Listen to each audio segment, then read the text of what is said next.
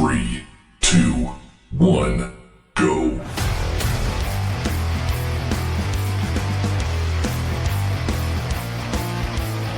Sinners and saints, dust off those horns and halos.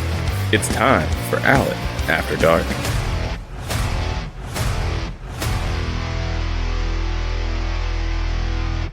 I just gotta ask, is it Dick 30 yet? Happy hour can't get here soon enough. Wow, God, what a week and a half has it been in the good old Bible Belt with the winter weather. I got 10 inches, and I'm not talking about getting dick down.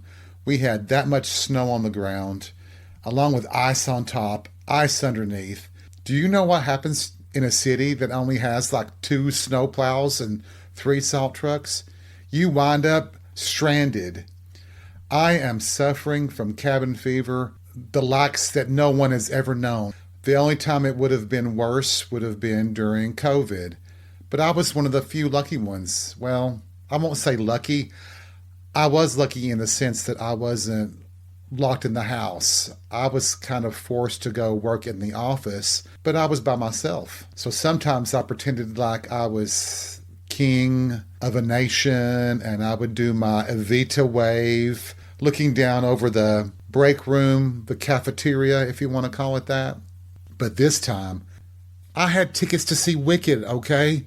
I had to get out of here. And if it meant mountain climbing across 10 inches of snow and ice, I was going to do it. Thankfully, my ass is big enough that it cushioned any falls I had as I was circumnavigating the hill to catch an Uber ride. And that almost got me killed. Sweet Jesus, how you doing, sinners and saints? Are you as anxious and have as much pent-up energy as I do? God help every man in this town tonight. It's going to be wild this weekend. It's going to be crazy because all of us have been cooped up for over a week, and I think we're just ready to get dick down or dicked up or partied down or fucked up. I'm just horny, okay? When you wake up in the middle of the night and you're trying to 69 your pillow or trying to deep throat the bedpost, my God and baby Jesus, it's that bad. I'll just say that. Honestly and for true, it is that bad. I guess it's a bit ironic, isn't it, that a guy who's single, who lives by himself, would have cabin fever. You'd think that I could handle it. Well, I think all of us can handle being cooped up for a little while, but when it gets beyond 7, 8, 9, 10 days, I think everybody becomes stir crazy. Let's face it, it's not the easiest thing to look at yourself in a mirror and be horrified every morning and every evening and in between. Some mornings it looked like I'd done push-ups without using my hands, just smashing my face against the floor. That's life though, isn't it? It is interesting being a single person, and I wonder, I'll ask this to all you other single people that live by themselves. Do you create your own language? Do you wind up talking and having conversations when you're home? I'll be honest, I do. It's so funny. I think about it sometimes, and I've often wondered if I should just record myself and just see what all I say, because I think it would be a hoot and a half. And I'll probably do that sometime. You know, when you forget that the microphone is on and it's recording and just see what pops out. I think that's just one of the mechanisms a single person uses, well, as a way of keeping yourself company. It may be just one of those characteristics of being a single person who doesn't have a roommate. It's a method maybe of just filling the void of silence. Not that I don't like the silence, but sometimes talking is soothing. And as far as having my own language, I think that's just kind of fun. It's just a product of your sense of humor. It's a way of making fun of yourself and laughing at yourself when nobody else is around to do it. I know some people have pets. They have a dog or a cat or a boa constrictor or a prostitute, I don't know, something like that. But some of us don't. I don't even have a plant anymore. I have artificial plants. Does that count? Maybe that was an incentive to do the podcast.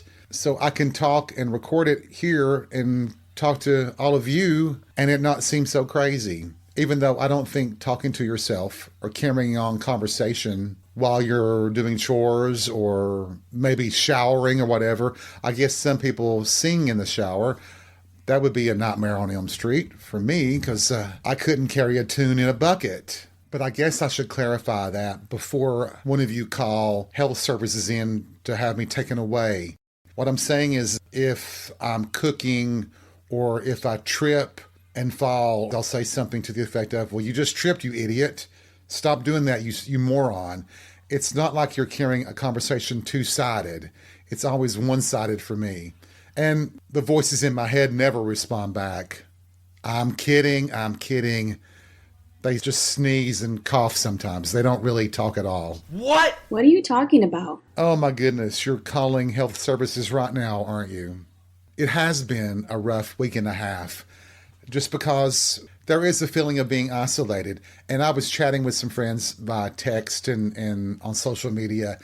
We had nights. There was one night when the temperature was 2 degrees below zero. And we had like 3 nights of that whole storm that we were in the single digits as far as the temperature goes. It was absolutely miserable. During that time frame, the battery on my car died. And being a single person, sometimes you take for granted things like your car, your mobility, for example. You really feel vulnerable when you aren't able to move, to go to the supermarket, to do anything. You feel like you are almost being victimized by nature, by circumstance. I know that for me, yes, I still feel vulnerable, but I also know that I can think of ways to get myself out of that situation. It just sucks sometimes. But for me, that is not a reason to jump into a relationship or to date anyone. I have Uber, Lyft, I have shopping apps, and everything else that can be delivered to my house. I guess I am turning into Frida Claxton from the Golden Girls, aren't I? Even though right now I'm so horny, I got turned on when I stuck a Q-tip in my ear. So really, I'm Blanche Devereaux, not Frida Claxton. I tell you what, I feel almost as excited as I used to feel when I was younger, heading to the club on a Friday or Saturday night with that anticipation of what could happen. Maybe I would find a hot guy to have a one-night stand with. Maybe I would find Mr. Right. I mean, you never know. That's the feeling I'm having today as I'm getting ready to go to happy hour. I have been cooped up so long, I'm talking about almost 2 weeks, that I just need to be around other people. And I can't wait to see friends. Texting and social media are not the same as that human connection. And boy, it is interesting for me to be talking about things like that since I am happily single and have no desire to have anybody up in my house. I don't want anybody around me at certain times of the night or day or weekend. So I guess maybe that's the alternative, right? Going to the club, that negates any possibility of someone being in my house. It satisfies all those needs without compromising my own principles. I don't think that's the right word, but we're going to use that word for this purpose. That's what it's like to be uniquely human, though, too, isn't it? None of us are the same. Like I think I'd mentioned before, I think we've talked about it before, but I have friends. Well, I have a couple. I've lost touch with them now. But back then, in the days when I was actively seeking one-night stands and sexual adventures, I had a friend who, it just seemed like he had to have a boyfriend. He had to have someone at his beck and call. He was dating all the time. I can remember when he literally broke up with one guy in the morning, and that afternoon he had a new boyfriend. He always had a boyfriend. He could not go without one. And it wasn't like necessarily that he cared for these people, but it was about calming that fear he had of being single. I mean, is there a phobia? Is there? Somebody needs to look that up. I'll look it up after a while. I'm sure there is. There's a name for everything. There's a phobia for everything. So why wouldn't there be one for that? I'm just saying.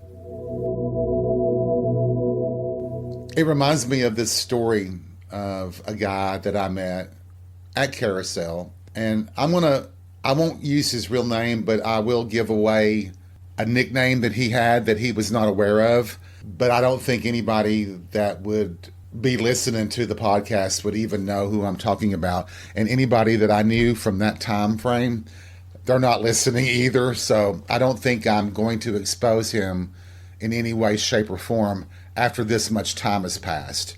But I think I've mentioned that I really do love gingers. I love red-headed men. It's just one of my things, you know. We all have those preferences, and one of my preferences is gingers. Although some of my friends, the ones who do call me Blanche Devereaux, say that I only have one preference, and that's men. I can't really disagree with that. But anyway, gingers, redheads, hold a special place in my heart. Prince Harry, Seth Fornia, the porn star. Oh, God, he's just delicious. And a few that I know. Well, the guy that I met at Carousel that night, he was a ginger. He was a redhead. And I've mentioned it before, but I do like stockier guys, bigger built guys. That's just one of my things. Almost like a football player type. And this guy was. And I'm not even sure, I can't really remember that first time we actually talked. But for him, he was a confusing type of person for me. He was very much an enigma. He was a mystery. He was hard to read. His nickname that he got from other guys at the club, people that I knew, we would be standing around talking, drinking, and maybe even standing at the railing looking down at the dance floor, and somebody would look over and they would say, "Oh, there's Yo." And I'd look at him, I'm like, "What do you mean, there's Yo?" I just thought, okay, maybe that's his real nickname or something. It wasn't till, I guess, a few weeks later that I was out in the parking lot heading home, and I saw him get into one of these small Toyota pickup trucks, and he had painted the tailgate. He had painted it so that only the Y and the O were showing. So it said Yo on the back of his truck. So that's where that came from. But I didn't really know that until at that point, and he and I had not talked. But for whatever reason, one night he and I did come together. He was drunk, and he said something to the effect of, "You want to screw around?" And hell's bells, yeah, I did. I wasn't going to let him come home with me. Actually, he didn't even offer. He said, I live a good distance away from here. Do you mind driving? And of course I said, no, I don't. Now, normally if I thought that this was a risk, I have, that inner voice inside me would say, "You're not doing this." I didn't have that. It didn't happen this time. I felt like he really wanted to, have a one night stand, hook up, have sex. So I'm following him, and I realize that we're leaving town and we're going basically up toward the mountains. And he is leading us, I don't know, it was just strange. It was like out into this field, and I'm like, what in the hell? And he had this small little trailer, a camper, out in this field. It was really nice. It was a beautiful, warm night, and the sky was beautiful, and it was a little odd, and I should have had some hesitation, but I didn't. So we go into this little camper, and we were fooling around, and I quickly could tell that he didn't like kissing. And it just made me realize kind of quickly that he wasn't comfortable with himself, even though he, in my eyes, had a beautiful body worth me licking him from head to toe. So I was the instigator. I was the one initiating the physical contact. Not that he was resisting. We were still touching and rubbing against each other. And I suddenly realized as I was positioning myself into a 69, you all know what that is, that all he would do would touch me. He would do nothing else. So basically, I was able to get him off, and I had to get myself off. I'm thinking about that now with more open eyes, if you will. But then I didn't think anything much about it. It just seemed like maybe he was new to being gay. What do they call it? A baby gay. And he just didn't know. Maybe he wanted to learn. And I hate saying it like that. He wanted the experience. Maybe he wanted to experience things besides watching porn or whatever. So it was a nice experience. It was nice. I spent the night there in the camper with him, and we slept, and he had his arm over me, and it was quite nice. At morning, I said I have to go because I had a much longer drive back home, and he basically offered me, well, have a good day. I'll see you later, something to that effect. And after that, I would see him at the club. Sometimes we would talk, sometimes we wouldn't. One other time, he asked me to come up to that camper, and I did. And it was the same thing. He would touch, but he wouldn't do anything else. All he would do was basically let me get him off, and I would get myself off. Then one night at the club, I saw him with this other guy, and they were actually holding hands. And I was like, kind of stunned. I didn't know that he was seeing anybody, and I thought I might have been the one. And I knew that he had feelings for me in his own way. Now, on that first time before I left, I did give him my phone number, but he didn't give me his. Here I am at the club having a good time, and I see him with this other guy, and he's actually holding hands with him.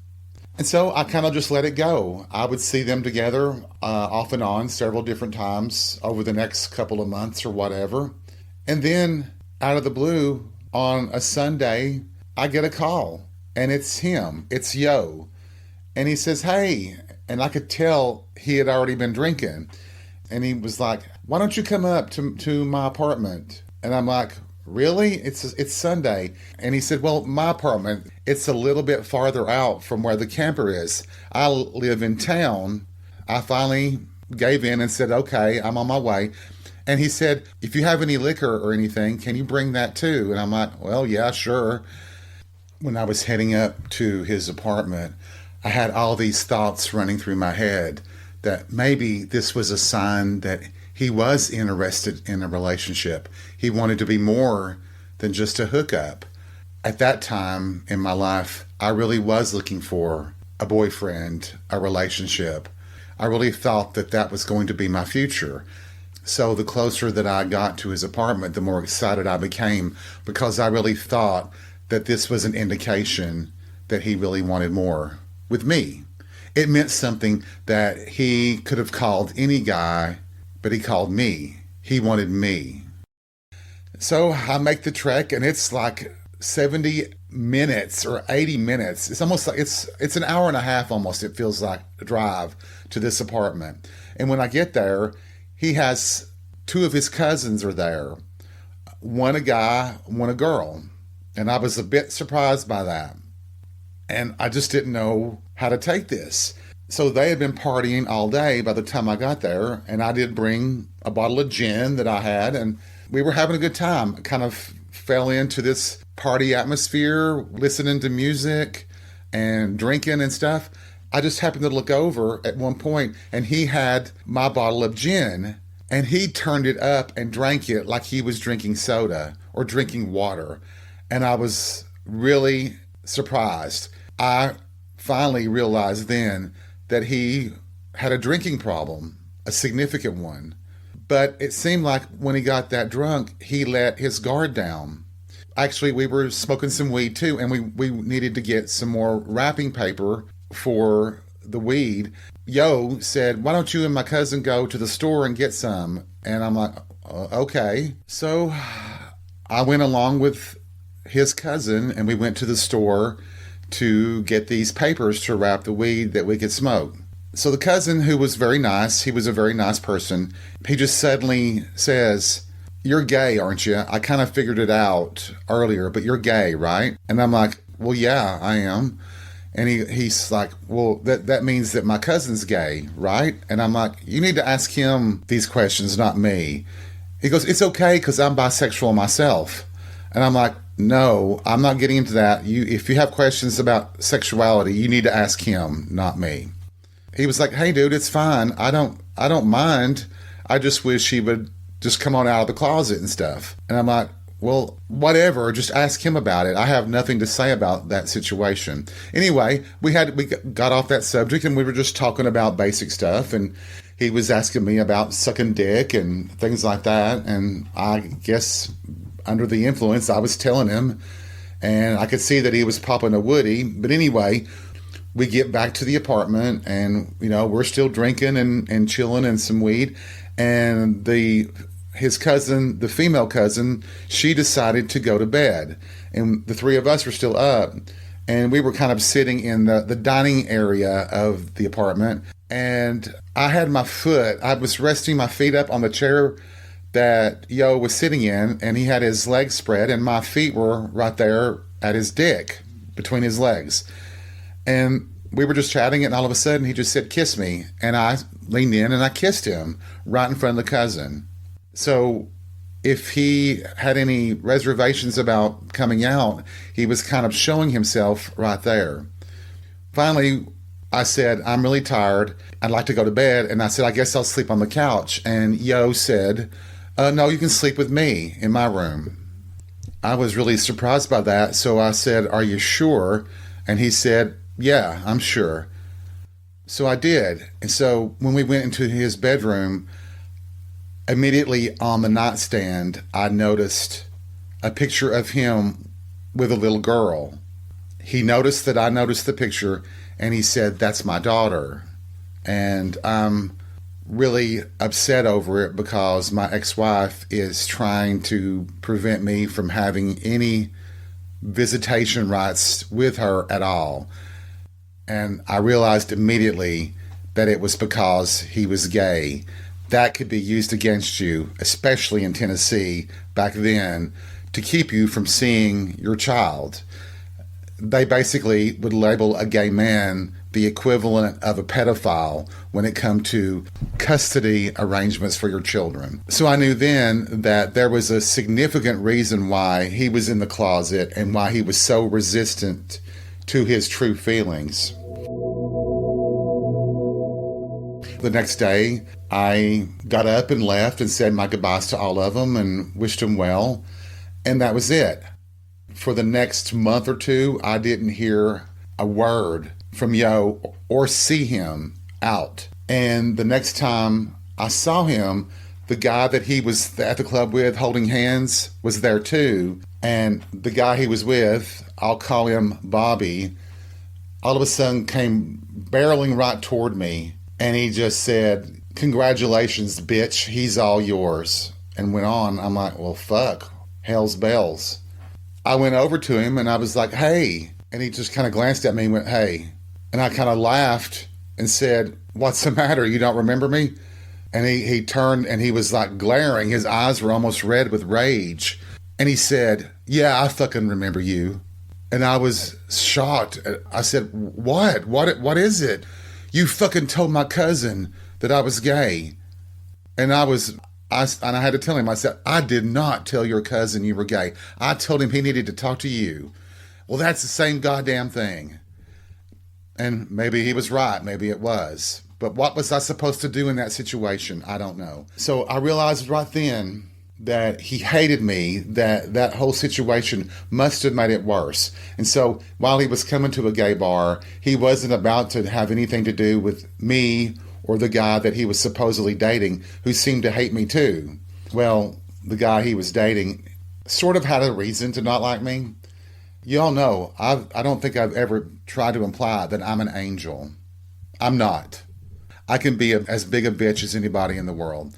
And especially when I'm drinking and I'm angry, it's a bad combination for me.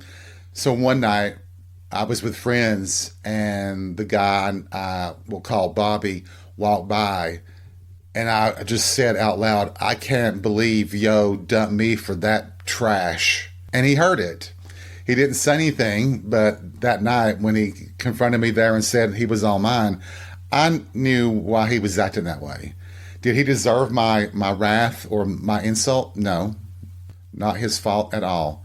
But I was young, I was drunk, and I'm a stupid bitch. I blamed the wrong person for the situation, and I think a lot of us do. It's our own stupidity there. So basically, that destroyed any connection I had with him, at least I thought. And over the next few months, I would see him off and on. And then one night, he came in and I noticed on his hands. Do you remember when I talked about how the club, when you'd pay your cover charge, they would put a stamp on the back of your hand? Well, if you were 18 to 21, you could come into the bar, the club, and you just couldn't drink. And they did a special mark on your hand so that they would know, the bartenders would know not to serve you, and you could not get it off. At least for a few hours anyway. Well, that night that I saw Yo, he had 2 big X's on his hands, which I realized meant that he was allowed to come in, but he was not allowed to drink because they knew that he was an alcoholic, that he had a drinking problem. He looked defeated and humiliated. That's the same thing as a scarlet letter. It revealed him to everybody as being an alcoholic, a drunk. And people are most unkind to anybody who might have a problem or is different than everybody else. So after that time, I never saw him again. I wonder about him sometimes. I still was attracted to him. He was attractive to a lot of guys there. And I wonder what happened with him. For him, I envision a life of being single, but his life being lonely because he had so much else to lose, like his daughter that he so dearly loved, that being single, being lonely in his case, was forced upon him. He didn't have a choice. Mine is by choice, mostly, but I'm not looking for a relationship. I'm not even looking to date anybody, so I don't have to worry about that part. I'm not sure, why did this subject come up? I don't know. I guess because I've been thinking about him a lot this week. I guess in some ways, I miss him. And I wish I could make it better for him. I do owe him an apology, even though I felt like I handled the situation with his cousin as best I could. And I could have reminded him that he wanted me to kiss him in front of his cousin, which would have given it away too, but I didn't. So that was a very messed up situation with someone that I hope is now still alive and hopefully is living his best life and maybe gets to see his daughter. I hope that the situation for him has gotten better.